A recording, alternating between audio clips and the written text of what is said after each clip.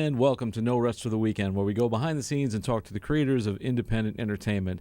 I'm Jason Godbey, and with me in the Rabbit Hole studio today is an accomplished actor/filmmaker, Mr. Jesse Tendler. Welcome, Jesse.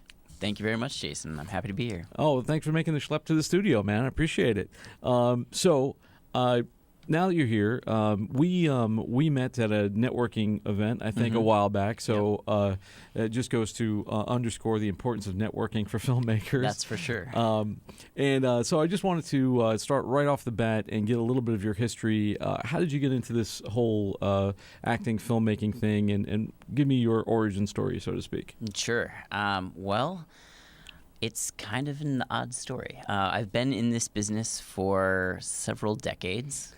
I started acting when I was not even 4 years old, and I've been acting professionally ever since in television, film, commercials. I was like 3.5 and was watching stuff on TV and would imitate the commercials and shows, and my mom said, "Hey, do you think you'd want to try this out?" And apparently at 3.5 I said yes. And so we interviewed with a bunch of different agents in New York City, and I was the right look at the right time, and I took direction well, memorized well, and was very well behaved, and so I started working immediately. So toddler wisdom got you into acting. Yeah, exactly. So you started out as a child actor. Yes. And then, like, what types of things did you wind up acting in? You were in commercials, you were on TV? Yeah, I did about 100 national network commercials. Wow. I was a regular in 2 different sitcoms. I guest starred in a bunch of different TV shows and also was in several TV movies. Do you have some highlights or anything that you call the attention of? Yeah. Some of the best projects I worked on, or some of the most fun and most memorable at least, were, one of them was called The Ellen Burstyn Show. Oh, wow. And that was about 4 generations living under one roof. It was Elaine Stritch as the great-grandmother, Ellen Burstyn as the grandmother, Megan Mullally as the mom, and me as the kid. That sounds like an amazing show. It was incredible. It was a lot of fun. Ellen Burstyn is one of my favorite, and I love Elaine Stritch, and I love Megan Mullally. Yeah, they're all super talented. Yeah, amazing people, and all mistresses of the stage, like big time stage cred on all those people. Yeah. So you did that for several centuries, right? And then what led you to get behind the camera? What led you to becoming a director? Well, so when I got to high school, I actually stopped acting and focused on academics. I was doing really well academically. I went to college for engineering and business, and then, like, within my first 2 weeks at college in this engineering and business dual degree program, I got into this sketch comedy group and probably spent more time in college on sketch comedy than I did on my academics. And by about the end of my junior year, I knew that I wasn't going to pursue a traditional career path in engineering and business, and that I was going to go back to acting again. And so I went back to acting, and then just through, realizing how much more difficult it was as an adult in the business than as a kid, I decided that I wanted to create my own work. And so that's why I got into producing. But it wasn't a direct jump from acting to producing. I first started script supervising and did some ADing, and then through script supervising and ADing learned all the ins and outs of the behind the scenes and behind the camera parts of filmmaking, and that's how I was eventually able to get into producing. So how many different jobs have you done so far? Like, list some titles for me. So over the course of my 11, 12 years on the production side, I have worked as a script supervisor, an assistant director, that's AD. I have at various times been a camera operator or director of photography, cinematographer. I have been a gaffer. I've been a grip. I'm sure at some time I've done costumes. I think probably one of the only positions I haven't filled on set is as a hair and makeup artist. Those I have not done. But yeah, I've filled almost every other position on set. And you've directed work too, no? I have. Yeah. Okay. Yeah, I now direct, and I love directing. So, talk about when this was all kind of because was it out of like a necessity of like I need to work, or was it like I want to learn the business, so I'm gonna take this approach and do all of these different jobs kind of thing? It was a combination of different things. Part of it was that I really did want to know the other side of the industry.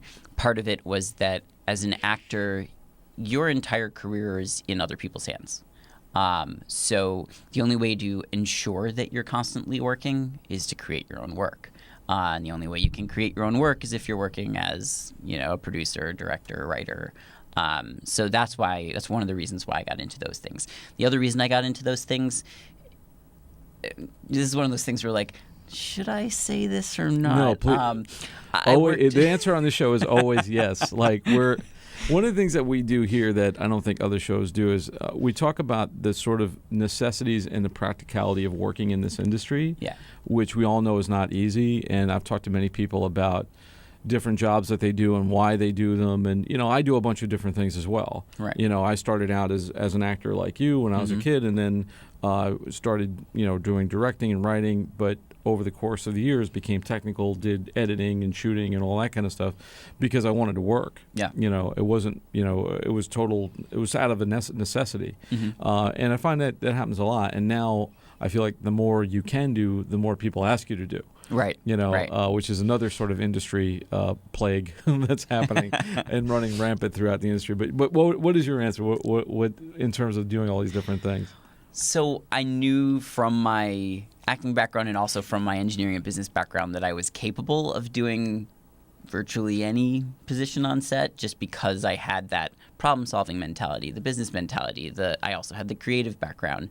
And from being on enough sets, I also saw many people in various positions who weren't necessarily capable. And I had the thought of, I think I could do that better. So a large part, honestly, of me getting into producing and directing was working with others and seeing a lack of ability to either to talk to people. That was actually a huge part of it, was the lack of communication skills aspect, that I noticed in a lot of other people who I worked with, and just noticing that like, oh, okay, as an actor, I have an ability to express myself and communicate. Right. I also teach. That's one of my many side freelance jobs. And so as a teacher, I have a communication ability as well, and I'm able to explain things in a way that is straightforward, not condescending, that is supportive. And so I realized that that's what a director needs to do, and really a producer too. Do you find that because you do all these different things that you're it's hard, like for someone like me, I do a lot of things at once.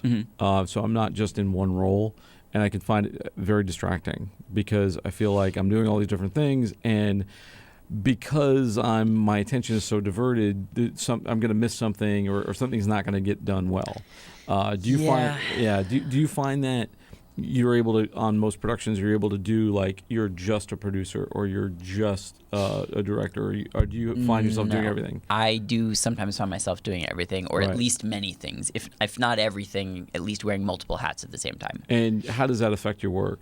I've learned how to separate, so that was definitely a skill that I had to develop. Because when you're producing and directing and maybe even acting in something, you have to be able to focus on one at a time. If I'm acting in a project and I'm also the producer, and in the back of my mind I'm thinking, oh crap, did anyone order lunch? Then that's going to take away from my ability to act. So part of it is surrounding yourselves with capable people.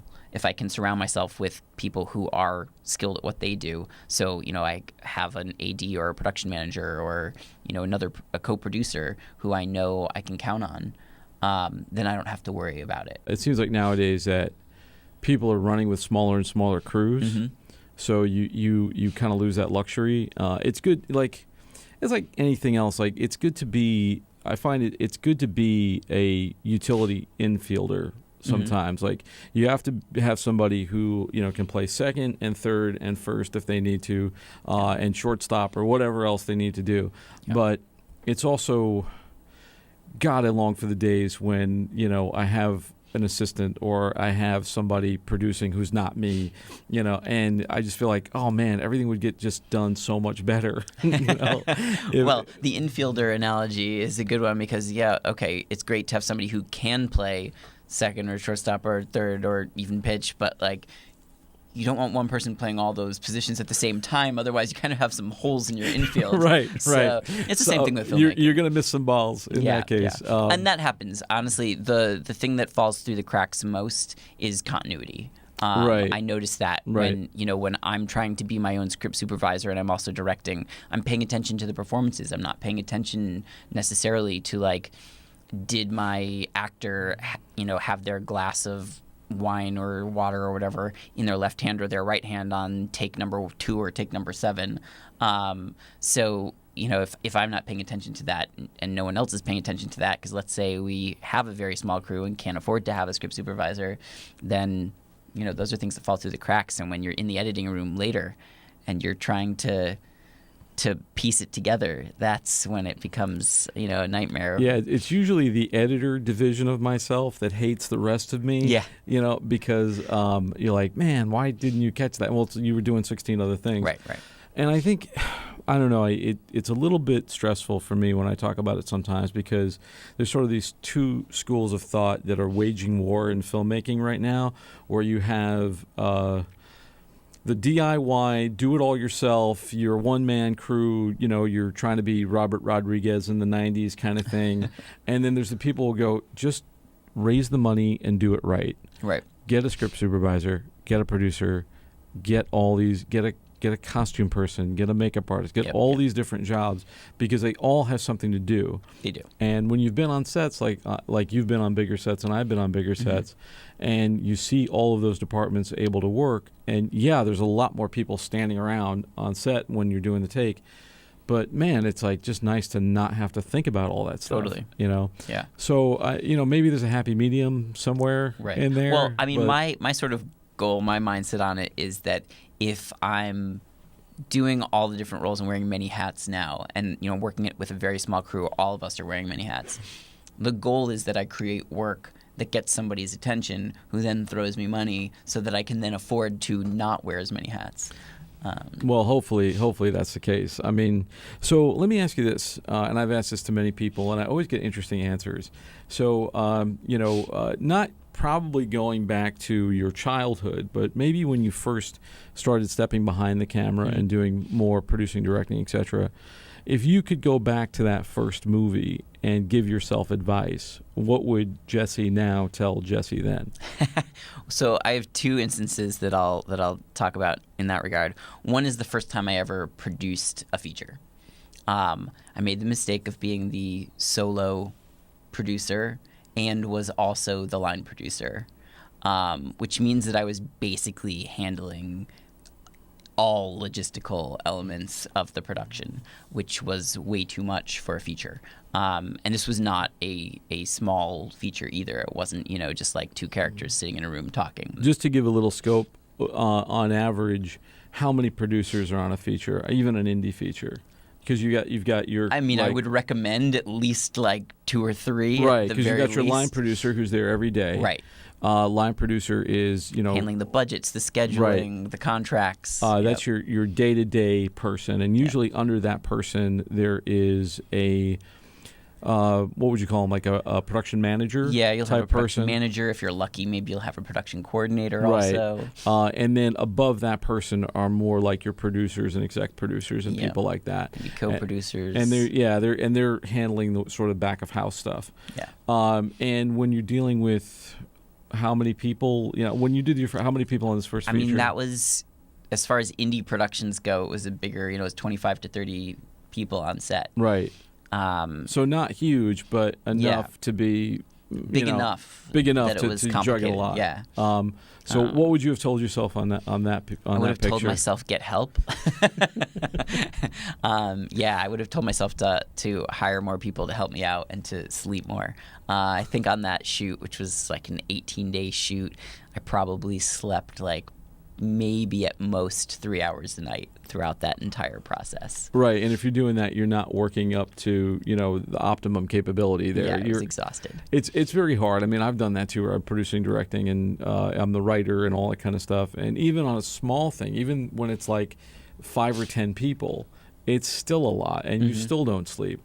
What's the other instance that you would talk about? So the other instance is the first time I directed, and it was a short film, and we only had 2 days to shoot it, and a bunch of our scenes were scheduled for outdoor. But the majority of the most important scenes were all in a hospital room, and we had scheduled all those scenes for the second day, and the first day was the exteriors, and it poured, just totally poured.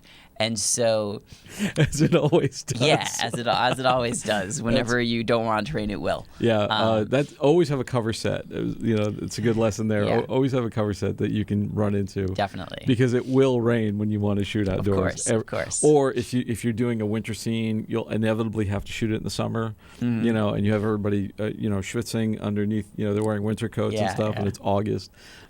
So what would you tell yourself in that instance? Well, the most important rule I would tell myself there is just learn what you can lose, because I didn't need all those exterior scenes. They were all lead up scenes and intro and setting the tone and setting the space, and they weren't nearly as important as the hospital room scene was. And so on the second day, when we finally had better weather, I was like, okay, now we can go outside and get all these. And what I should have said was, forget all that. We're just going to focus that entire second day on the hospital scene. Now, fortunately, I had ridiculously talented actors to work with. My 2 leads were Mike Starr, who's been in a million different things, and William Josette also. And the 2 of them were amazing, and we were able to get everything we needed, doing 1, 2, at most 3 takes per setup, which was phenomenal. So you're humming, you're moving. We were moving so fast. Yeah. So fast. Which is scary in and of itself, because you wind up at the end of the day going, did I get that? Right. It looked good, but are we sure it's good? That kind of thing. Yeah. To me, that all goes back to prep. Yeah, a lot of it's prep, and Yeah. also just as a new director, then I wasn't fully aware of what I didn't need, because then when we ended up editing it all together later, we cut out so much of those intro, scenes. All the exteriors we cut down to 30 seconds of the whole film. So I was so precious about all of the script and all of the scenes. I had to get everything, and in retrospect, you can't be precious about stuff. You have to think about what's actually the core of your story. Right, and be ruthless. Yeah, that's the most important thing. I think that was a tough one for me, man. On my first short was my first real short was 20 minutes long. Yeah. And if I went back in time, I'd probably cut it in half. Yeah. That sucker would be a tight 10 minutes because I didn't need all these scenes that I thought I needed. And I would say most short films, if it's longer than 15 minutes, there's extra weight. There's stuff you can cut. Yeah, I've seen people do longer shorts these days, 20 minutes, half hour. And to me, that's kind of the danger area. This is sort of turning into a podcast about how to make a good short film, but there's nothing wrong with that, because a lot of us start out with short films, and it is hard to make a good short film. It is. And probably, one thing I always wind up doing, even in my editing now, I probably wind up, if I start out and a shot is 2 seconds, if I'm doing a montage, I usually cut it in half. Everything gets pared down to its essential. Yeah. And if you're doing a short, nobody wants to sit, I think it's a pacing thing, right? So if you're doing a short and you get to that 20-minute mark, that's where an audience is kind of settling in and expecting a feature pace. Right. That's where usually in script-wise, your first turning point happens. So they're settling down and going, all right, this is when the first act should be turning into the second act, and now it's over. Right. So you've just you've given somebody an extended appetizer and not a meal. And it's very, very hard to do that. Reader's Digest condensed version of a feature into 20 minutes. Yeah. The other aspect is just that film festivals won't program shorts that are longer than 15 to 20 minutes. Has that been your experience? Yeah, I've talked to a lot of festival programmers who have said, we don't know what to do with shorts that are much longer than 15, 20 minutes, because they're trying to fit in, a certain number of films into their block. And if you have a film that's 30 minutes long, that they could fit 3 other films in and bring in 3 other groups of filmmakers, they're going to do that. They're going to choose the shorter films. Right, and from a purely cynical point of view, that's like 3 times the money they could make. Exactly. So, like, they could make money on your one entry fee or your one set of audience, maybe. But now there's 2 other people that they could bring in, and their crowd, and all the audience they're going to bring with them. Right. I mean, hopefully. Yeah. But that's a good thing to know. And you also have to think about, I think, even when you're making a short, who's this movie for and where's it going? And if I want to do the festival circuit, who's going to program it? Right. That's an obvious thing. Yeah. So all good stuff. Now I know you've got some stuff. You've got some stuff currently in the festival circuit. I do. Yeah, I have a couple things. So talk to me about because we interviewed you for the Soho International Film Festival. Yes. And what picture was that? That was for a short film called Erosion Noun. And that you produced, correct? I produced it and co-starred in it. For those of us who didn't see that particular video, sure. What is that film about? It is a sci-fi film about, to put it simply, about a breakup and about how someone feels and the way their life kind of falls apart after a breakup. And the sci-fi element of it, it's sort of a magical realism that a person literally starts to disintegrate. And what's the plan for it? What do you want to do with it? Well, we are putting it out to festivals. We've already screened it at several festivals. Cool. We premiered in London at the Sci-Fi London Film Festival. That's awesome. It was amazing. I went over to London for that. Oh, that's awesome. It was terrific. And gosh, some of the sci-fi films that I was able to see there were absolutely incredible. They are like hardcore serious about their sci-fi in England. Really, really serious, yeah. So that was amazing. And then we screened at the Soho International Film Festival and the Lighthouse International Film Festival and several others since then. And we have many more throughout the fall. Fabulous. So, yeah. And you also have other stuff on the docket coming up. You've got a web series. Yeah. Tell me about the web series. So I have 2 different web series projects actually that I'm working on right now. One of them we shot last summer. It's called Mandated. It is a dark comedy / drama about 4 women who get forced into court-mandated therapy after a mysterious incident. So that one's a lot of fun. Very quirky characters, and that one we are actually editing all the episodes. We kind of shot like 2 seasons that make up the full story of that arc. So we just finished the first season, which is episodes 1 through 6, and then we have episodes 7 through 13 that we've also shot, but we're editing, doing color correction, sound mixing. And how many different jobs are you doing on that project? Are you just acting in that one? So that one I produced, directed, and acted in. Sweet Jesus. Yeah. It's a lot of work, man.